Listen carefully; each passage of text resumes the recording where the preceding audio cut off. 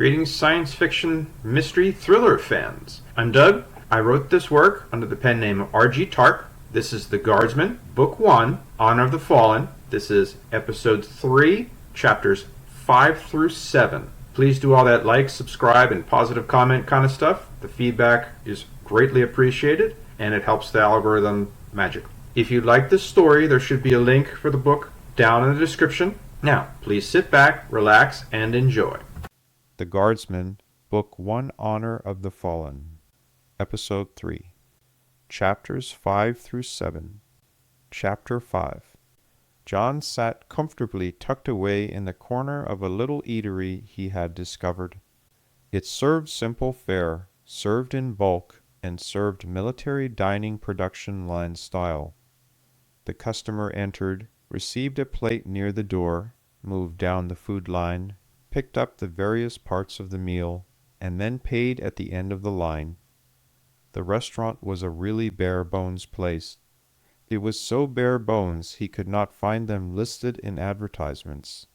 He had been in this section of the building on assignment one day at lunchtime, and had literally followed the crowd until he bumped into the place. He had the chicken, rice, and beans plus a side of fresh greens.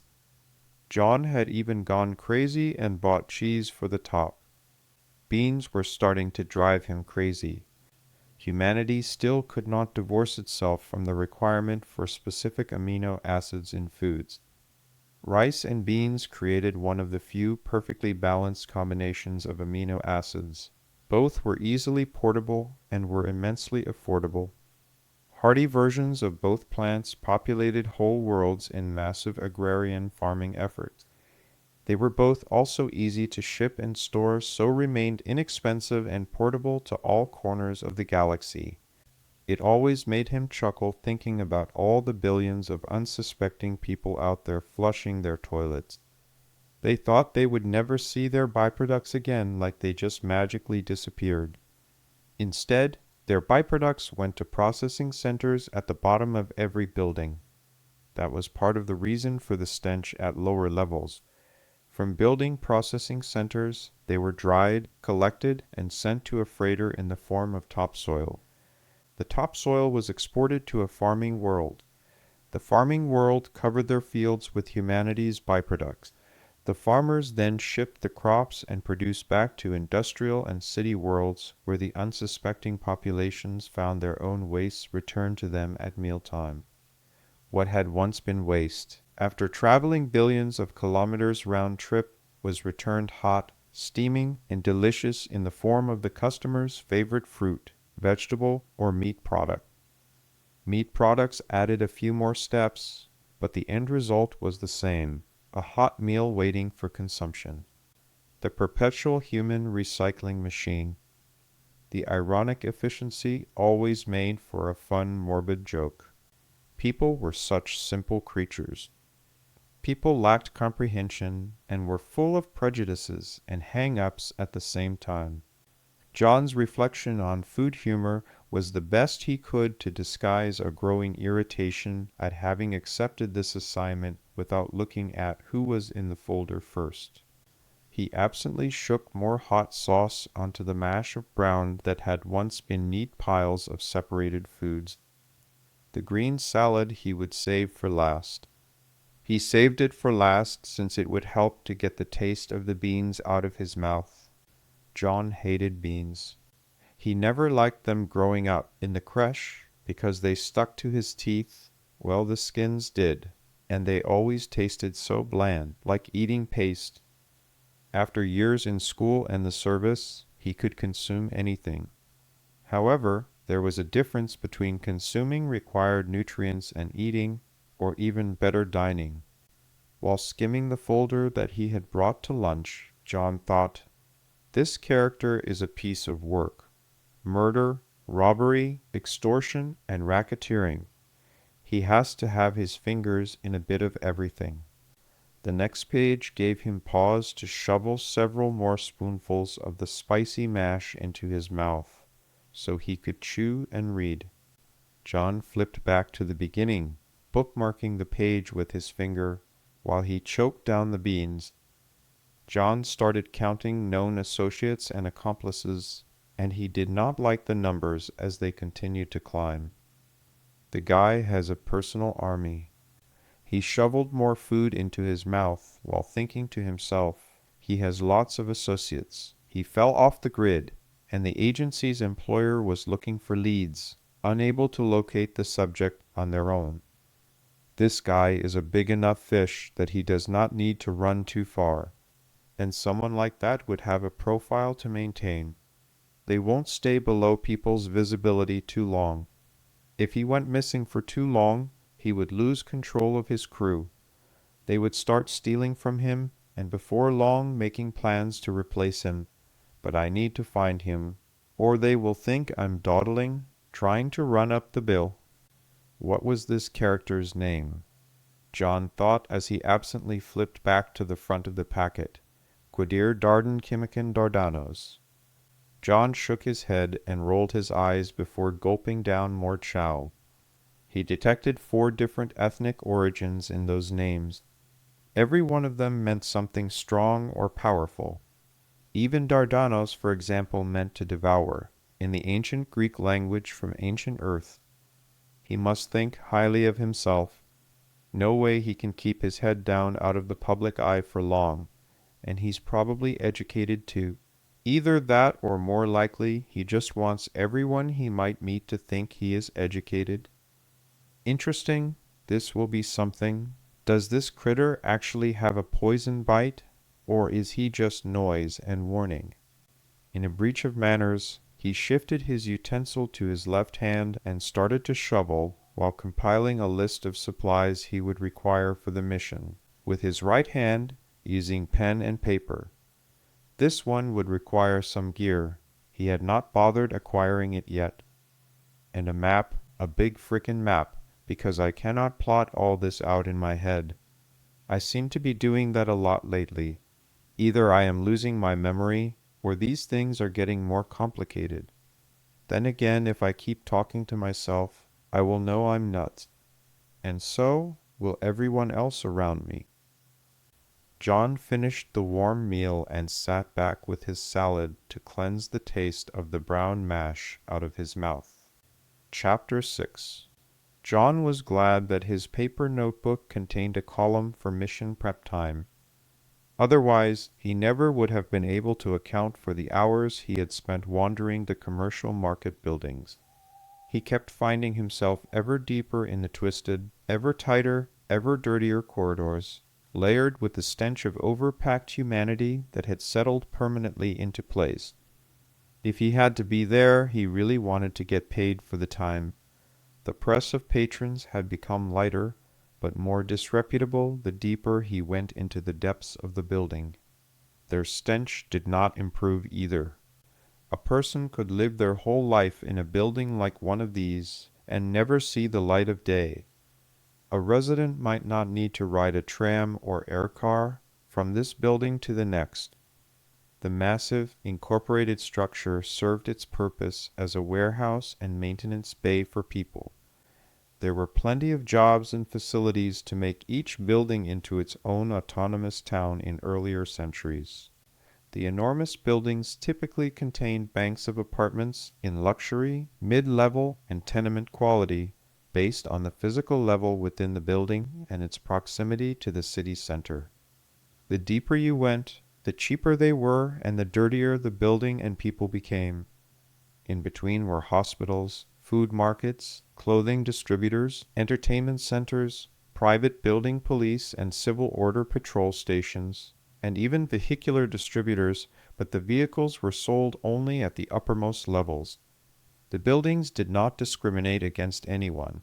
They did not enforce any barriers or set patrols to track down the wandering vagrant. The buildings did, however, charge for services.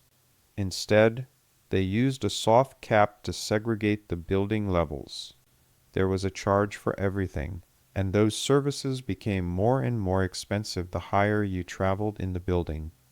There was nothing as sinister as a coin-operated elevator, but there were card swipes to reach higher levels for security purposes. Tenants paid extra for those security features in their rental agreements. They got their cards, and it kept the riff-raff out, limiting access, but not stopping it altogether. No one elevator traveled the 2,000 meters from the grubby, mist-shrouded ground level to crystalline pinnacles boasting luxury apartments, with views of sunrise and sunset. The graceful arch of the structures climbed from utilitarian, hundreds of square-meter bases, to artfully curved windows and pristinely polished exterior at the top, justifying its costs as maintenance expenses. Simply put, building management rationalized that the cost of maintaining an elevator at 1,500 meters was much more expensive than maintaining a similar elevator at 500 meters. Never mind that both were enclosed in the same exact maintenance and service corridors and facilities and employed the same technicians. The people at the lowest levels got to gripe about the pricey requirements for elevator-level security cards to even call elevators at that level. Conversely, the people at the top got to gripe about being fleeced for everything they were worth by coin-pinching building owners, who charged extra for everything from pumping water to their lofty abodes, to additional security patrols, to the elevators, to personal skimmer docks, and window cleaning service. Everyone from top to bottom was equally unhappy and equally capable of articulating their gripes. All were equally capable of leaving after paying to break their lease, paying freight elevator surcharges to remove their personal effects early, and equally capable of looking for some other equally uncomfortable people warehouse, possibly owned by the same mega-corporation they were trying to leave, or if not, they would arrive at one exactly like it. It was a system. It was a system that worked. It was the same system that had developed over the millions by many millions and millions more cubic parsecs of human-controlled space. The hundreds of thousands of populated worlds all worked on more or less the same system. It was those independent corporations that built and supported the apartment blocks, others that operated the foundries, and then the factory corporations and the utility corporations that all merged together into massive interconnected corporate conglomerates. Those interconnected corporate conglomerates and mega-corporations then owed fealty to the corporate entity that controlled whatever world they happened to call home.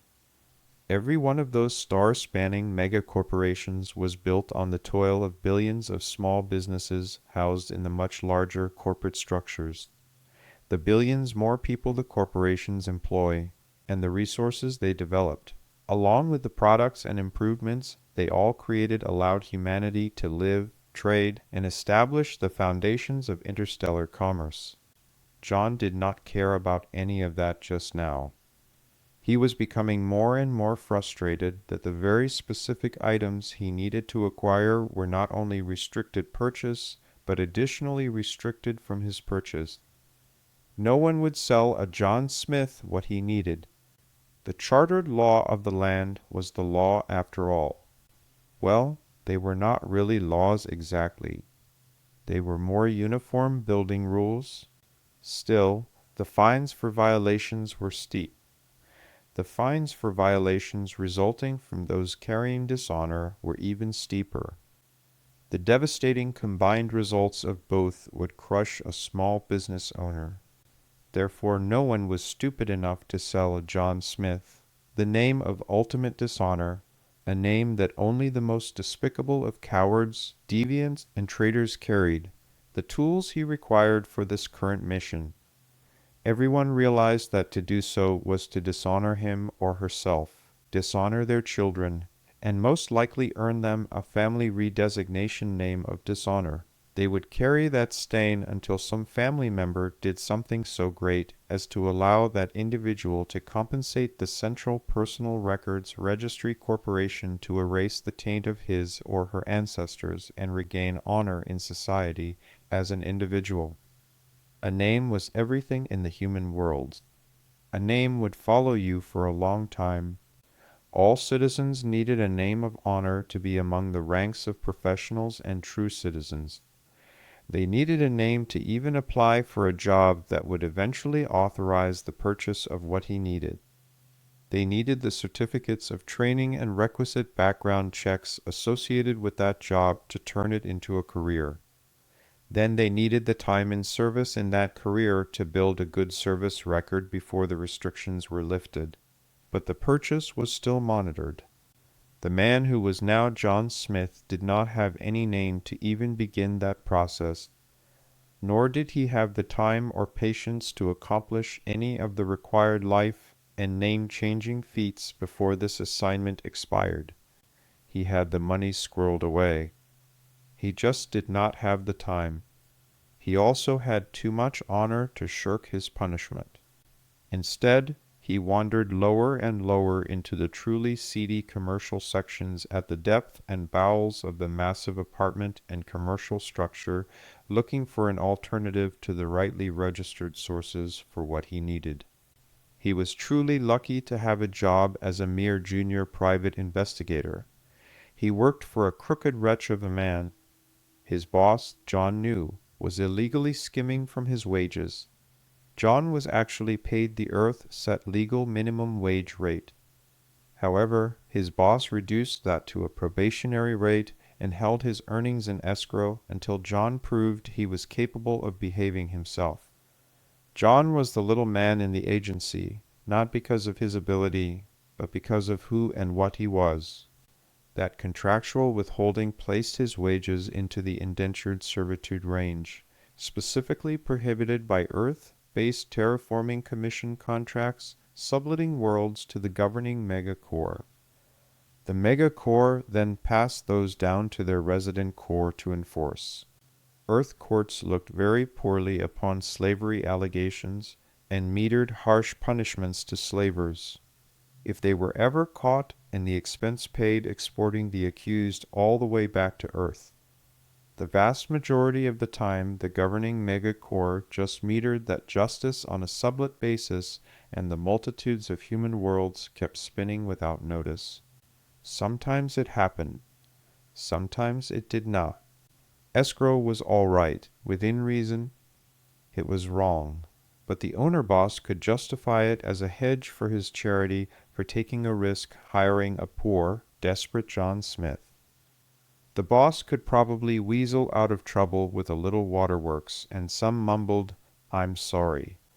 John suspected that escrowed back pay would disappear into the owner's pocket when one of these progressively more insane assignments eventually got him killed. He would never make it to medical care in time to save his brain, and there would be no one to rebuild his body. No one could believe that a John Smith would have the funds to pay for a complete hospital or body repair shop bill anyway. Sales of some weapons were highly restricted. There was little reason for a fully licensed, but still low-level private investigator like the boss, let alone someone like John, to have a Gauss pistol. John found himself descending countless stairs and ill-lit concourses until he felt the temperature changing to cold and damp from cool and pleasant, while his ears popped their displeasure at the atmospheric pressure changes. John reflected that his disgraced name alone meant he must have been a shadow of a subhuman coward, traitor, miscreant, or all of the above, and, therefore, was unworthy of even contempt, let alone charity. That John was charitably allowed to work for reduced wages, while the owner risked disgrace himself for placing John on the payroll, was a modest blessing. The unspoken agreement between John and the boss was enough to keep John's mouth shut about the stolen wages. John was starting to fume, but not about his wages. He felt like he had walked kilometers because he had. His path was not straight, but through a twisting warren of tunnels and hallways that ran this way and that. Everyone interspersed and jumbled confusion designed to trap, confound, or delay a customer, with money, of course, from leaving. The maze was a state-of-the-art commercial mousetrap, which had decayed under the weight of its own compost. The automated guides were no help. Half the time no one bothered updating them. When they did, just because a shop advertised that they had some product or service, It did not mean they stayed in that particular business, or even if they were still in business anymore at all. The other half of the time the guide itself was broken beyond function, and was just an impediment on the concourse walkways. All the confounding guides were good for was indicating where you were in the maze, not where he wanted to go in the maze. John felt like his sanity was beginning to slip just from the hours of tedious searching. He became desperate to break the dissatisfying and grossly aggravating repetition of the task. John made the mistake and did the math again to take his aggravation down a notch. If this structure is 1,866 meters high, and if each floor was approximately 3 meters tall, how many total floors were housed in the building that could possibly hide the type of shop I am looking for? While thinking about the math that still confronted him, John checked a few corners and stores only to find they were useless to him. All the shops he was finding catered to teens and young adults who didn't want to deal with the reality that they needed to get a job someday and would regret capturing images of their dress when their parents, someday to be grandparents, pulled them out to embarrass the middle generation. The gaudy fashions just looked that stupid half the time. John continued his math that made approximately 622 floors. Approximate dimensions at this level are 500 by 500 meters, which makes an even 250,000 square meters. Minus about 20% for hallways and utilities, shaves off about 50,000, making just under 200,000 square meters of space on this level alone. I need to search to find someplace that sells the pistol I need. John asked himself while he wandered the corridors, why the hell was I good at math? Talking to yourself was still one of those habits that got a human looked at sideways when done in public, he thought as he passed a staring vagrant. The additional elbow room given to him by the infrequent passerby was pleasant, but the awkward space was a little much, so he decided to keep his inner monologue to himself. Then he decided, if you want something disreputable, go as far down and deep as you can into the darkest, slimiest cracks. I need to go someplace where no light shines on misdeeds. That mantra had served him well in his months as a junior private investigator. John checked his comms timer and groaned at the passing hours. John resigned himself to a late dinner. The tools he needed were still unacquired. He had a long way to go before he could return to his apartment and begin his real mission preparation. A working automated map caught his eye. He slipped unnoticed through the sparse crowd, totally disinterested in the commercial offerings of this level. He was looking for something as low as he could go. Since he was on the 32nd story, that meant levels 1 through 5 were the best choices.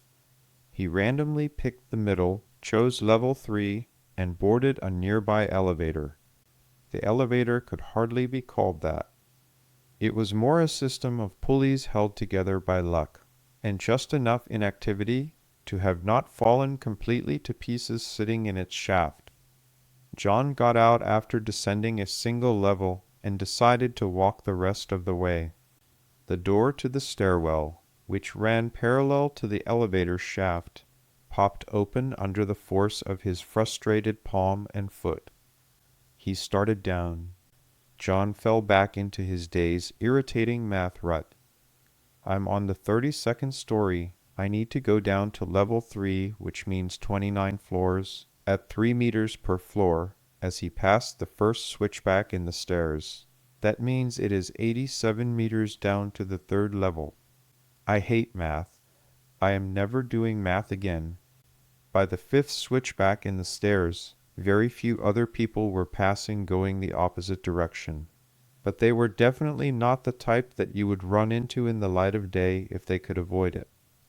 The lack of security cameras was not for lack of mounts or wiring, initially at least. There were clearly places at every switchback and door where the cameras had been positioned to catch people coming and going. Rust, dust, and grim collected in the structural scars, They had been absent for a long time. The monitoring devices probably had served one type or another house of ill repute for years before they burned out and replacements had to be stolen from elsewhere. Maintenance had probably gotten tired of replacing those fixtures decades prior. John pulled his sweatshirt hood out from under his overcoat collar and up over his head, as much from the growing damp cold as a desire to retreat into its shadowed interior. The closer he got to his destination, the more John wondered at the world where he had lived his whole life with law and honor only to find that it was built on such a rotting lawless mess for a foundation. What was the point of law and regulation if it was all ignored? His second thought was that the same lawlessness would probably provide the place to purchase the very tools he needed. So, this was truly a case of do I really care?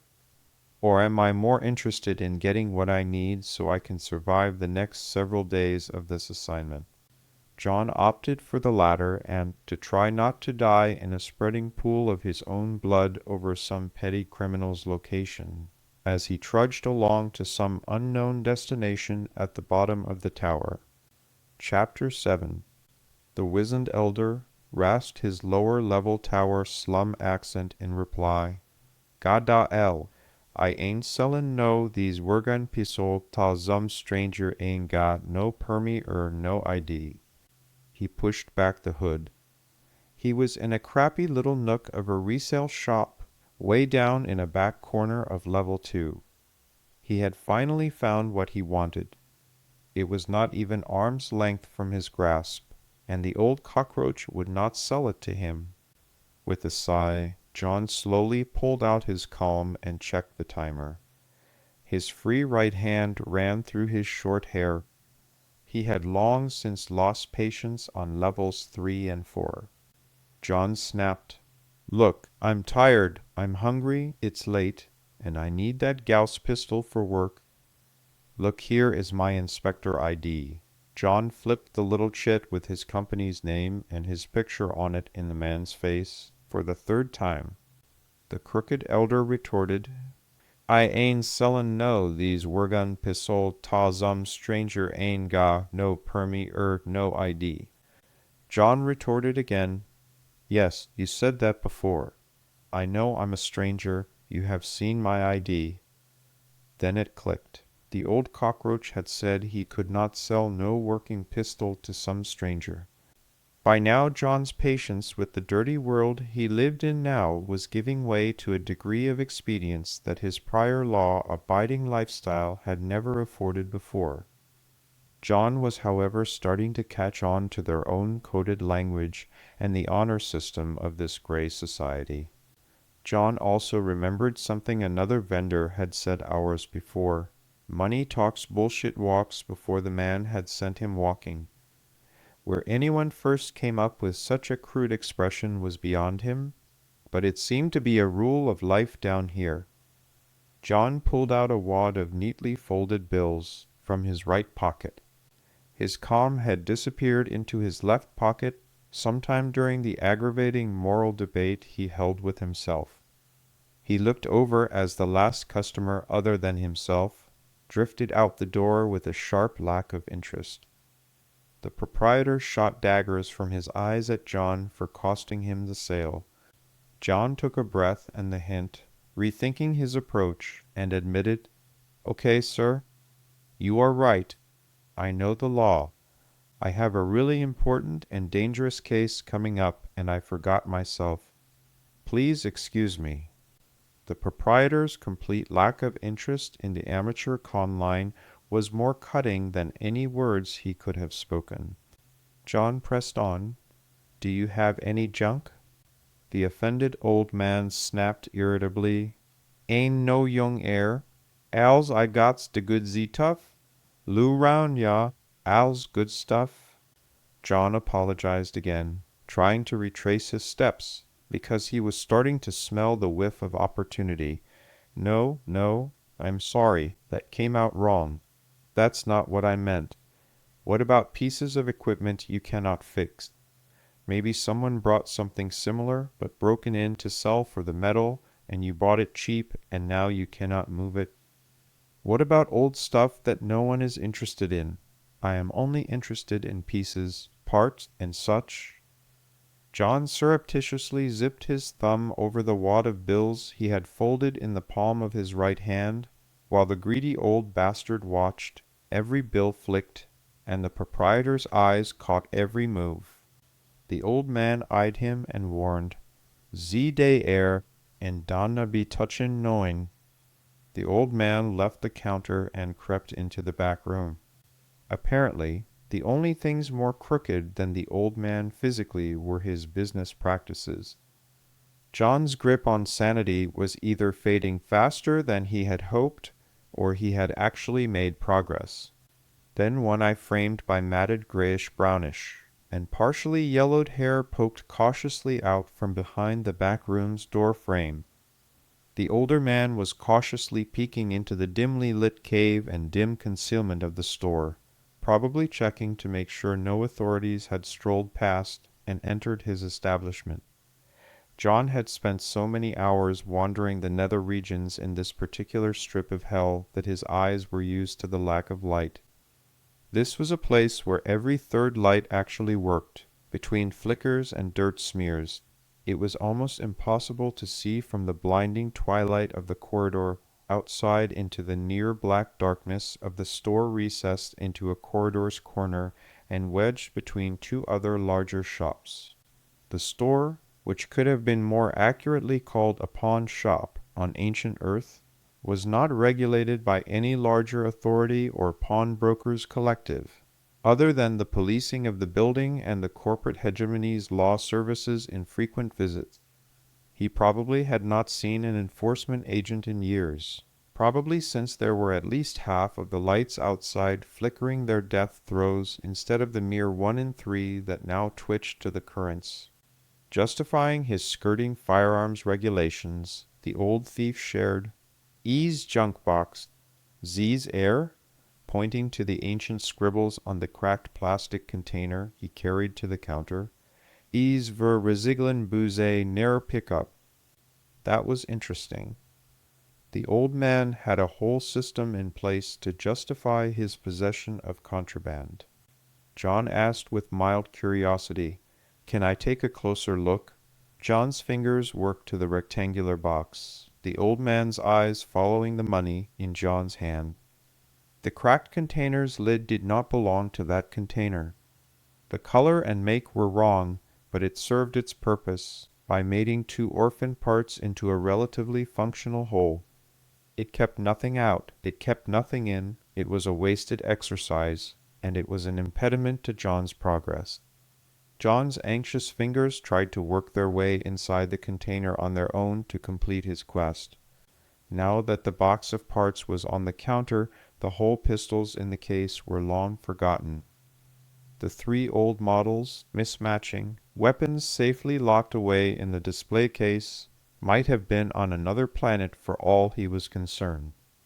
John wanted to know what was in the box. Cash disappeared into his pocket, and the older man grumbled silently. The lid landed on the counter as the jumble of parts and pieces came into view. John was struck by one emotion, disgust. The mixed jumble of parts was not only not sorted, but completely intertwined with no differentiation between crushed scrap, rusted and neglected service pieces, parts, and receivers to capture pieces. One capture piece had a bullet hole clean through the receiver, just behind the trigger assembly. The round that had passed through that weapon would have taken off the center of the user's hand just behind the trigger finger, probably including the thumb. If it were holstered and in line with the user's body when it was struck, the shattered weapon would have spilled electrochemical propellant and projectiles into the user's flesh. It would have been better to lose the hand only from taking a clean side shot than have the weapon hit in a holster so the offending round passed into the body. The round that hit the weapon would have shattered power cells and pulled the magazine's additional projectiles into the user. All of the debris would bounce around in the former owner's body, and would raise some real medical havoc, not to mention excruciating pain. John speculated aloud. Wow, I would hate to have been the poor bastard that was using this one. The laugh that sounded like gravel shaking in a cardboard box drew him out of his introspection to the vendor. May ease Jung aver all, the hissed, rattling laughs followed him back to the front of his shop by his register and terminal. Any of the capture pieces would be a pain in the rear end, bottom line. They were other Empire's weapons, which meant there were no spare parts or ammunition available, even if John could pull a functional weapon together from the mismatched parts. Nothing irritated a professional more than knowing that either the weapon had failed, or the operator had failed, resulting in the weapon being left on some battlefield somewhere. Bad operators are one thing, but to take a risk on a bad weapon that had already sold one operator down the river Styx, that was a risk even John Smith was unwilling to take. Maybe he was just getting superstitious in his old age. John dug deeper into the box and contented himself with sorting parts into piles while shifting and shuffling and steadily claiming more counter space while sorting mismatched parts. Many of the Kroinos design concepts licensed from the military versions were replicated on the lower power civilian versions. As a result, there were compatible parts between Kroinos Empire weapon types. That was not the case with captured weapons. That was why captured weapons were sorted away from the decision mat in front of John and the keeper bucket to his right. Capture weapon casings and receivers were generally discarded.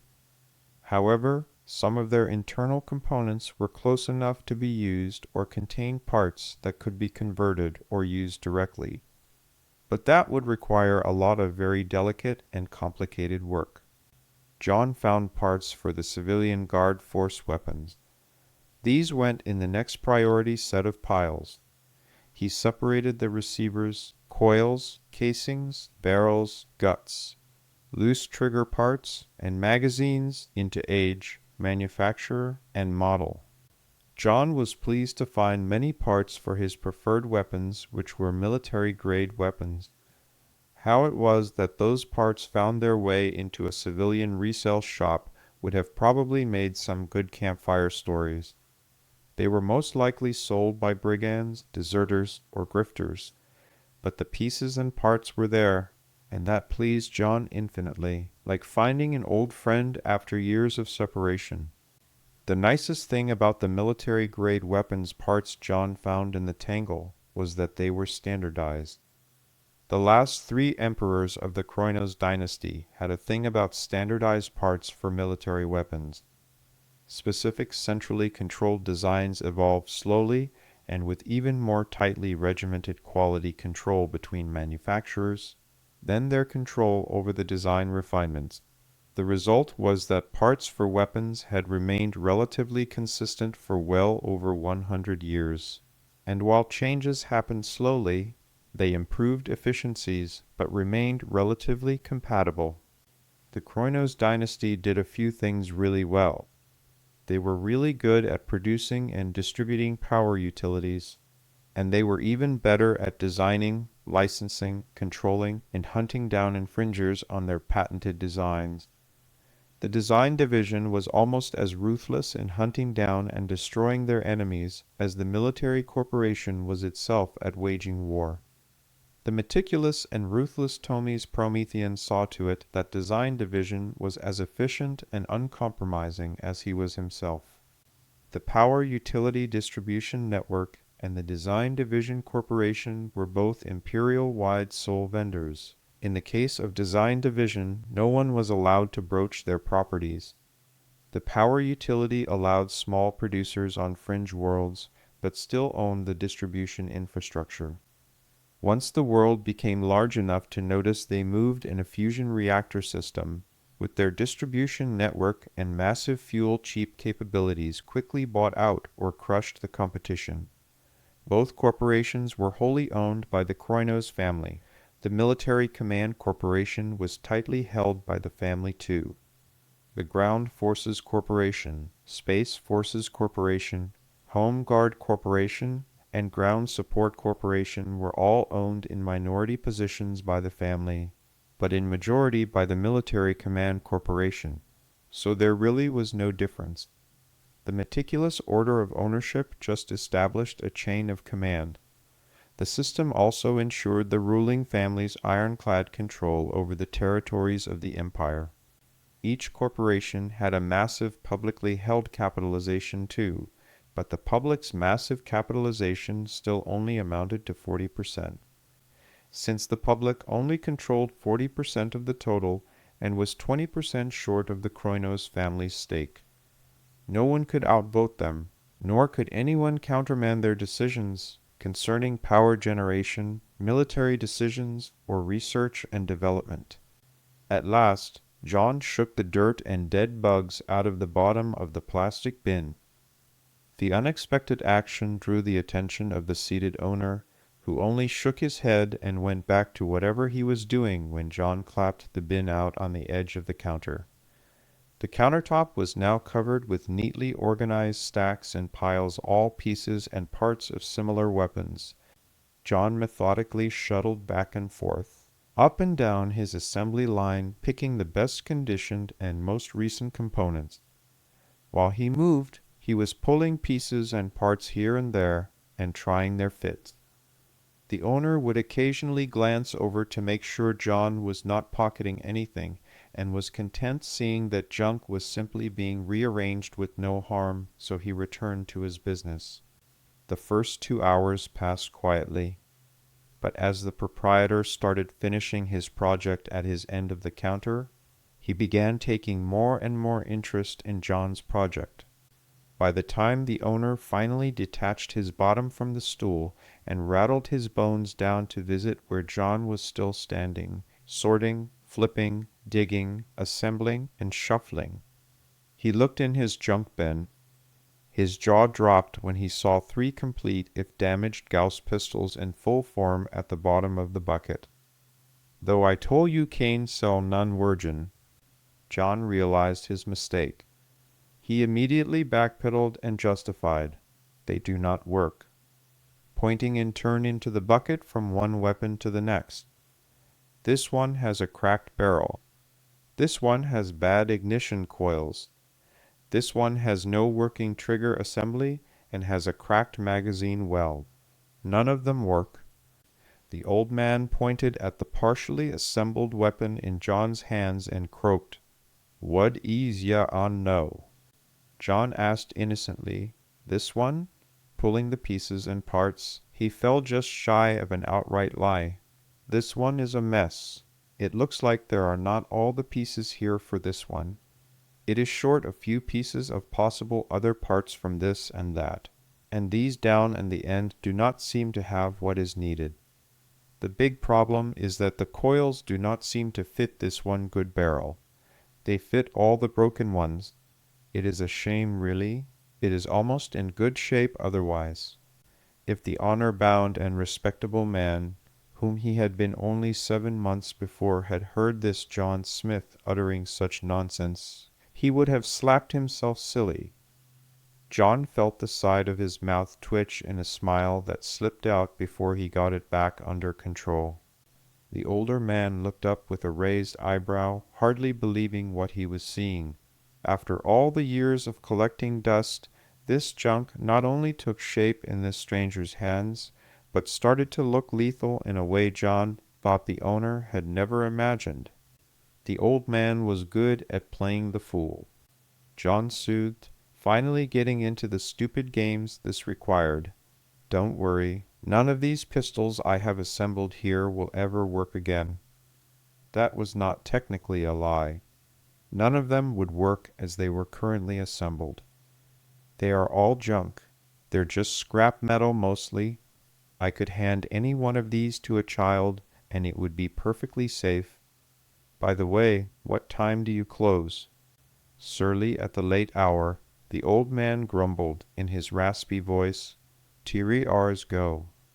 Still looking at the methodical piles and organization and back and forth to the bin, and the old vendor knew there was no way they would stay junk for long, thinking that this might go better if he played politics and soothingly offered, "Well, in that case, I need to make this worth your time.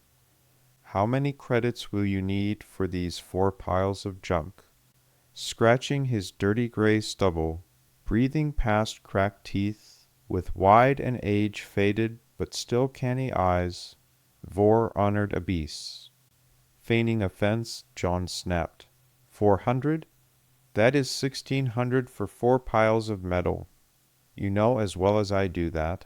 I will work 4 months to make that kind of money. John was starting to understand the concept of haggling. None of them even work. I'll give you 8. The wee's laugh sounded more like a small dog being stepped on. Ease no young in you know-eyed, 12. John rolled back on his heels and rocked a few times back and forth pretending to think. His purchases were going to be cheaper than he thought, but he did not want to let that insight slip. John brought 2,400 credits, but he could not let the other guy in the negotiations know that. His folded money had small bills on the outside, so there was no way the other could have known how deep the small bills ran. John squinted his eyes and pretended to consider the purchase, but thought about other items he would like since the price was already within his planned budget. Add a maintenance kit with extra cleaning oil, 6 standard Gauss pistol power supplies with 2 rechargers, 1,000 rounds of titanium-plated iridium standard armor-piercing rounds, 500 anti-personnel iridium fragmentation rounds, a side-adjustable hip holster with belt, and a right-hand draw under arm cross-draw, or preferably an ambidextrous shoulder holster, 20 standard 50-round magazines, a concealed container for the rounds, top-end scanless pouches for the 20 magazines, a case for the junk I just bought, and you have a deal, in cash, right now, small bills. John peeled off about half of the bills from the wad in his pocket with his right hand and counted them in his pocket. The owner laughed. The price was music to his ears.